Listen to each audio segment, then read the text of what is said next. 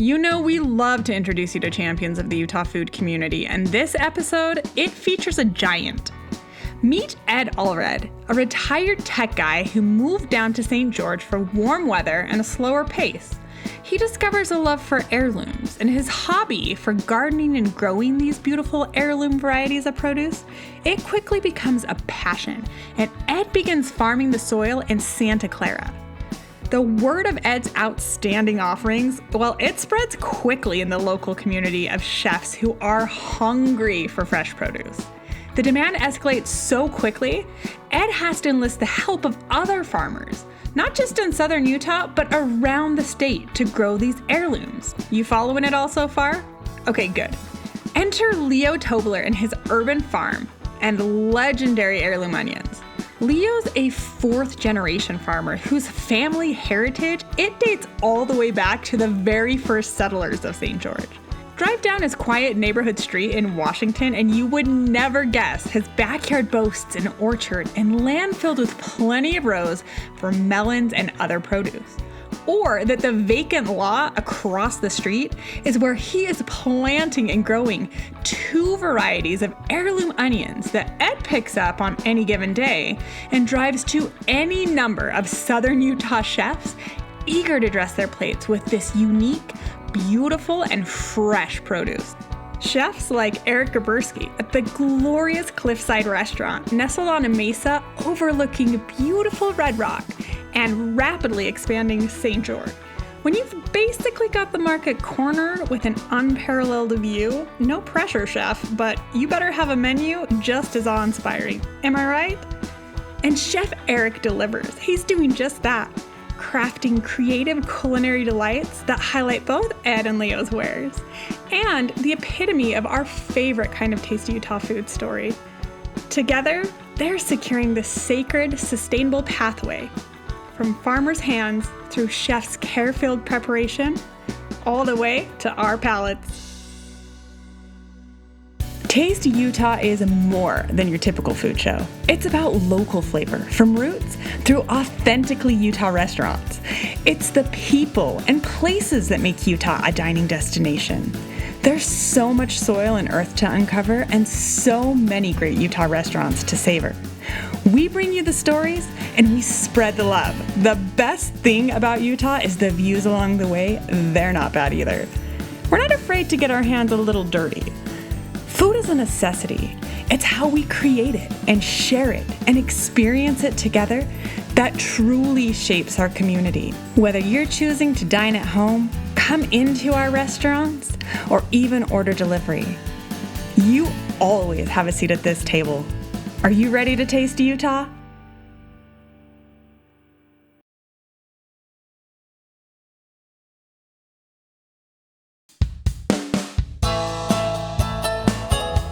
Southern Utah is known for its scenery. It's less known maybe for its farms, but they're all over. And we've been in St. George, we've been in Springdale, we've heard the infamous legend of a man named Ed Allred. He's a farmer, he's also a vendor, he's a community enthusiast. He is visiting farms, he has his own farm, and he's supplying amazing fresh produce down in southern Utah. Are you ready to get inspired by a community-led organization? Let's meet Ed. Ed, how are you? Hi, Katy.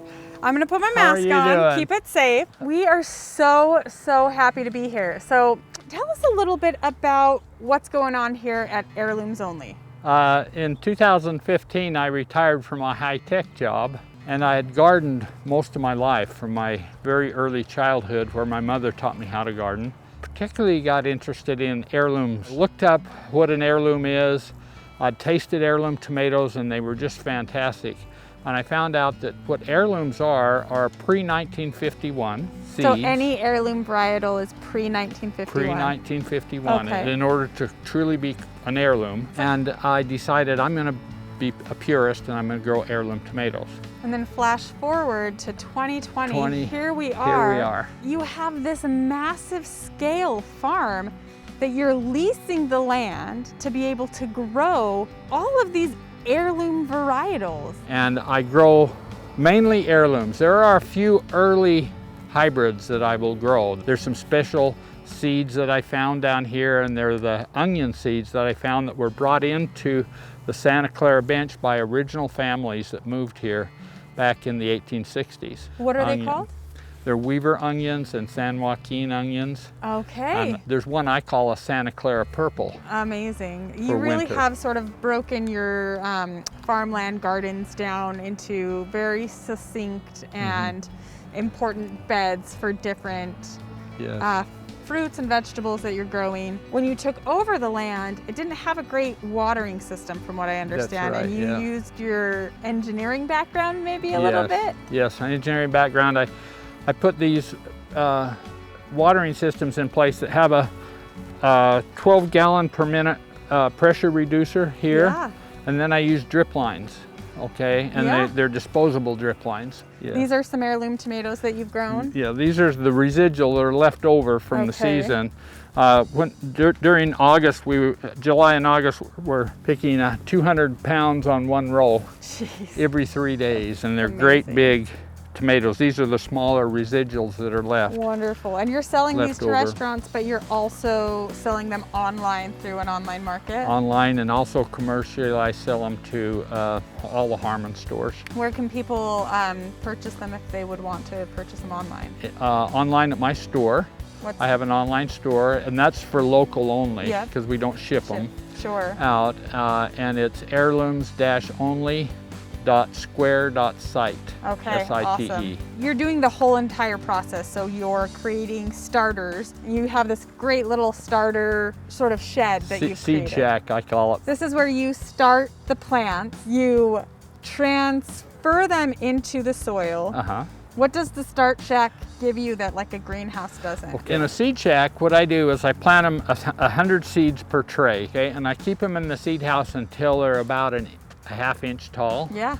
And then I start moving them out into the sun every day and back in every night. Ed, I would love to taste something from your garden. Oh, wow. I've still got some residual stuff. There's these, but I've got some bumblebees. And can I pick some and eat some? Yes. Oh, I'm so excited. Go pick some. Yeah, lead the way. Okay. Ed, so these are artisan bumblebees. Artisan bumblebees. There's 3 different kinds? Yeah, I have 3 different kinds. A blush, which is an elongated tomato about 1.5 inches long. Okay. Then the round ones are the sunrise bumblebees, and we have a purple bumblebee. A purple. And I pick them and mix them together and call it an artisan tomato mix, bumblebee mix, and that's what the restaurants, they love these. Okay, this is amazing. This is one of my favorite things to do, is to eat fresh produce right off the vine. I'm like, I don't even need to wash it. So there's this one. While I'm eating this, talk to me a little bit about the growing season down here. I start prepping in January, and I plant all my root crops. I seed them in, and I plant the root crops in February, about mid-February, and it varies a little on each season depending on how much it's raining and so on. Those root crops will come on in May, and so I start actually delivering to the restaurants in late May. Okay. And all through June, and then the root crops finish up about mid-July. Now those are beets and carrots and onions. And then I replant those in late July, and then they come on again in August, late August and September, take us through September. Community building doesn't stop here at your farm. You're actually sourcing from another local farmer who has a really unique family history with onions. You're going to take me and the team and introduce us to Leo. Leo Tobbler, yes. Okay, let's head over there and meet up with Leo, should we? Okay.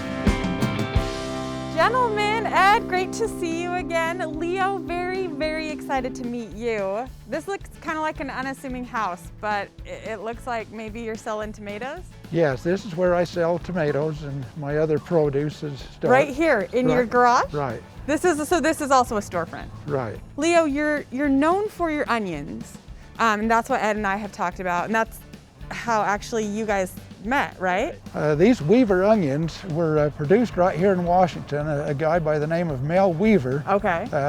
In 1918, pollinated this onion from a white onion and some kind of a red onion, I'm not sure, and that's how these Weaver onions come to be. They're dating back from 1918. 1918. I mean, that's amazing, and it's pretty extraordinary that you're able to keep this strain of onion alive, and there's very, very few places that you can get it. You have sort of an orchard in back, is what we understand. Right. Yeah, could we go take a look? Sure. Okay, let's do it. Oh my goodness, so this is literally your backyard, Leo. Yes. What kind of trees are these? This is a persimmon tree here, and there's Okay. another persimmon tree over here. Beautiful, and then it looks like those look like a fig tree? This is a fig tree right here. 2 peach trees and 2 pear trees, an apple tree, and an apricot tree. Okay. We have beets back there, Okay. and potatoes. Potatoes did real well. Yeah. And I have cantaloupes and watermelons, and I kind of alternate.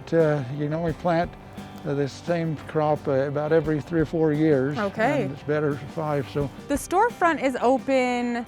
we start towards the end of June. Okay. And usually make it clear through till Labor Day. Now, your farm is sort of like a hidden secret. So if you know about the storefront, you know about the storefront. If you don't, then you can always contact Taste Utah, info@tasteut.com, to get the insider info of how to purchase those types of products. Leo, I want to get into the onion story, and I want to talk to you about how long you've been farming and how you got your hands on these amazing varietals. Can we go visit the farm across the street? Sure. We're not even going to get in our cars. We're literally just going to walk across the street.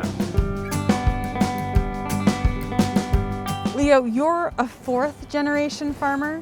Yes, that's correct. My great-grandfather was some of the first ones to move to Santa Clara, and he farmed there. And so they've been here, and then my dad farmed, and now I do it. So you've just planted basically what we'll call starters for next season's harvest.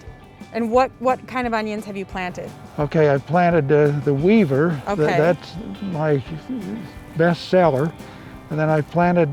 These ones? Right. Okay. And I've planted San Joaquin. Okay. And they were an onion that was brought from the San Joaquin Valley. And they're that yellow onion. This one?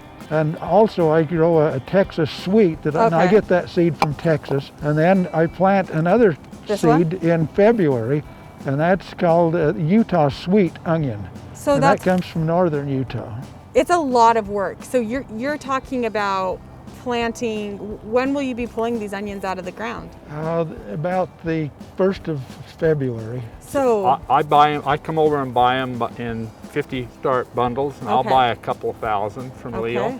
I'll take them to my garden in Santa Clara. It depends on the year. Some years you can start sometimes close to the middle of January. Other years it's the 1st of February or a little after. It just depends on the year. You just can't go from one year to the next. Leo, tell us the process. So basically you have this extraordinary hand. What is this? This extraordinary machine, but it's like not a machine. It's called a Planet Junior. It has different plates. You can change the setting of what kind of seed you're going to plant. The seed will drop through. You get so many seeds per foot. I got this from a neighbor. His dad had it, and he didn't know what to do with it. Leo, Ed, this has just been so extraordinary. Ed, you've introduced us to so many people, and your community is just so vast. Just so grateful to both of you for your time, and just thank you so much for feeding us. Thank you. You're welcome. Thank you very much, Katie.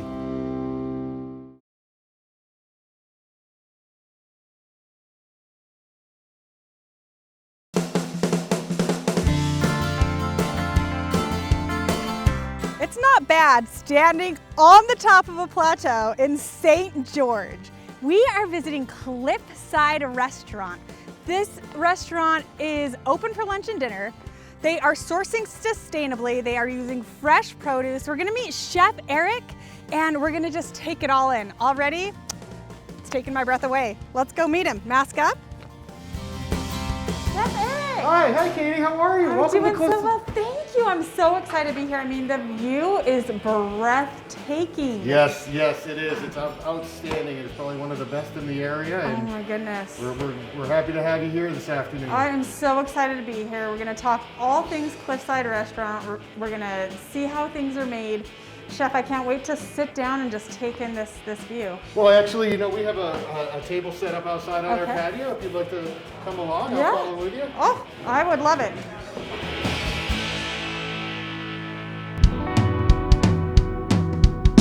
Well, Chef Eric, talk us through what we have in front of us.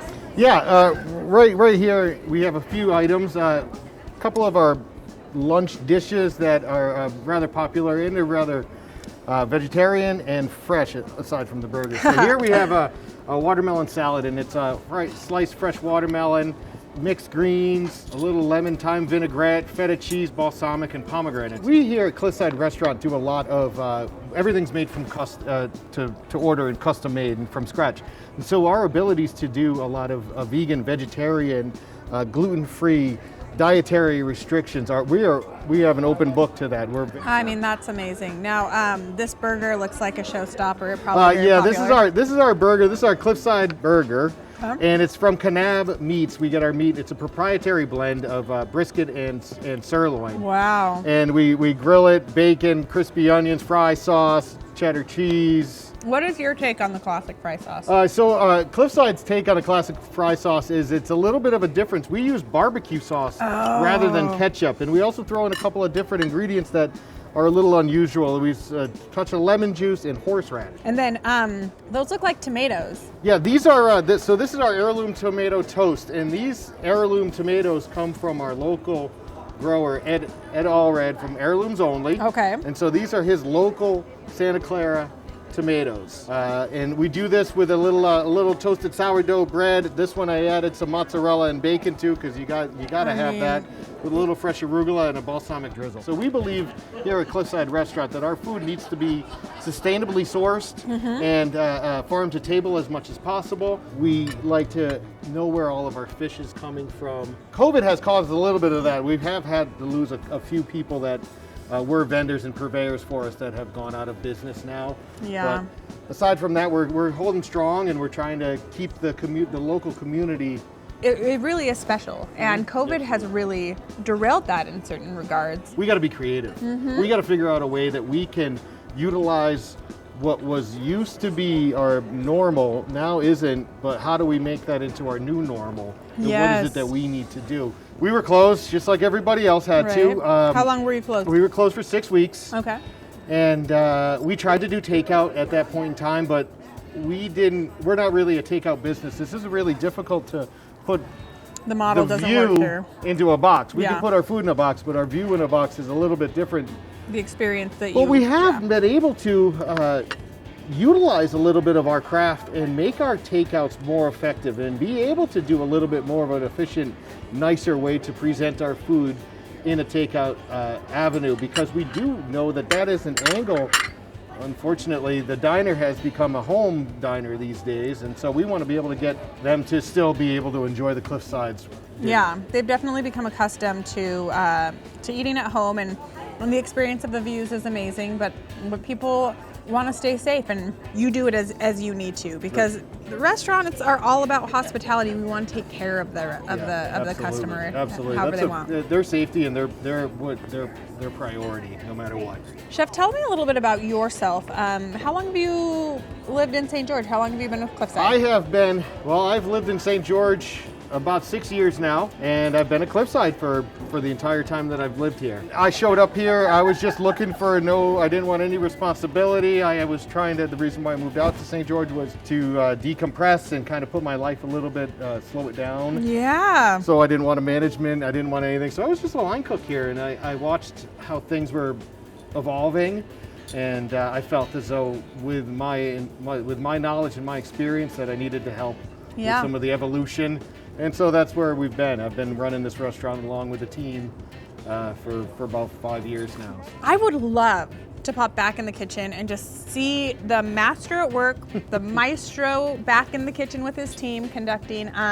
Would you show me how to make a dish? Yeah, absolutely. I'd be happy to show you.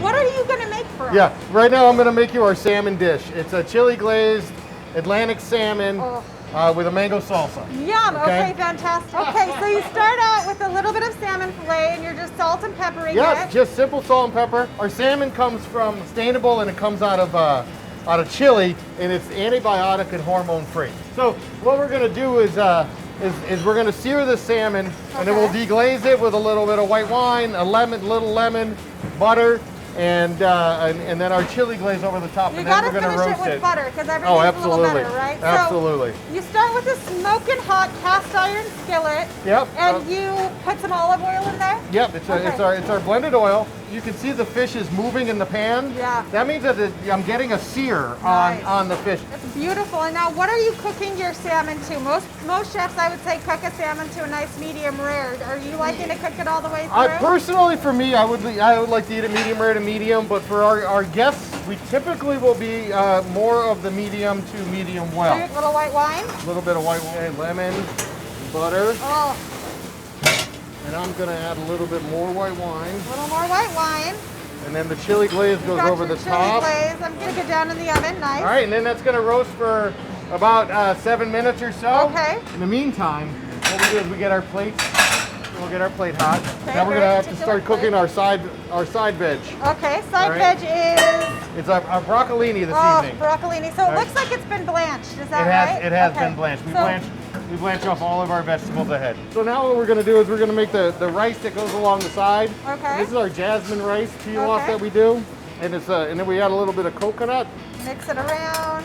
So it's coconut. It's Jasmine rice, Okay. coconut, carrots, onion, celery, love it. and a little bit of a little broth. Then we're gonna set. And then we have our beautiful broccolini. Wonderful, wonderful. Okay. And then there's the salmon. Oh, We'll gorgeous. go like that. And then for the final, we go ahead and we have a mango salsa that we put on top. Now, Chef, I'm not going to be able to help myself. I'm going to want to try this salmon. You got it. So what I'm going to do is watch you ladle this It's our beurre blanc sauce. beautiful beurre blanc sauce, which is, as we know, a butter sauce. More butter. Exactly. I'm going to thank you so much for an extraordinary experience at Cliffside. Just a beautiful view, 360 experience. It's beautiful in the kitchen. It's all intentional. It's all sourced to perfection. Chef, thank you so much. And I'm just going to you're get very out of welcome. your kitchen Excellent. Well, and thanks. take this mask off and enjoy. Exactly.